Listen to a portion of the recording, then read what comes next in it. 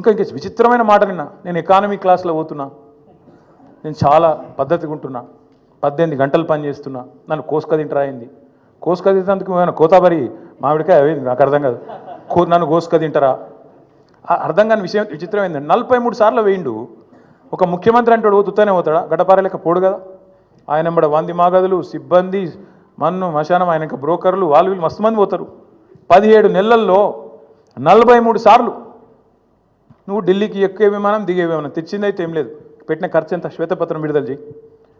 17 నెలల్లో నీ మంత్రులు నల్గొండకు పోయితే కిరికెళ్ళి 100 కిలోమీటర్లు పోయితే కూడా షేర్ ఆటో వాడినట్టు వాడుతారు హెలికాప్టర్లు. అవి చూస్తలేరా మీరు? కొట్టుకుంటారు. ఇంకా భువనగిరి పోతాను, ఎమ్మెల్యేల బర్త్డేలకు హెలికాప్టర్లో పోతాను. వీళ్ళట చాలా పద్ధతిగా నడుపుతున్నారట. షేర్ ఆటో కంటే అధ్వానంగా వాడుతారు వాస్తవంగా అయితే. హెలికాప్టర్ ఉంటే తప్ప హైదరాబాద్ దాటిపోమంటుండే ఒక్కొక్క మంత్రి.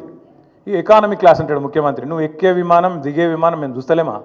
అరే రే ప్రైవేట్ ఫ్లైట్లు, జల్సాలు, 7 విదేశీ యాత్రలు, మీ మంత్రుల హెలికాప్టర్ ట్రిప్పులు విడుదల చేయి, శ్వేతపత్రం విడుదల చేయి.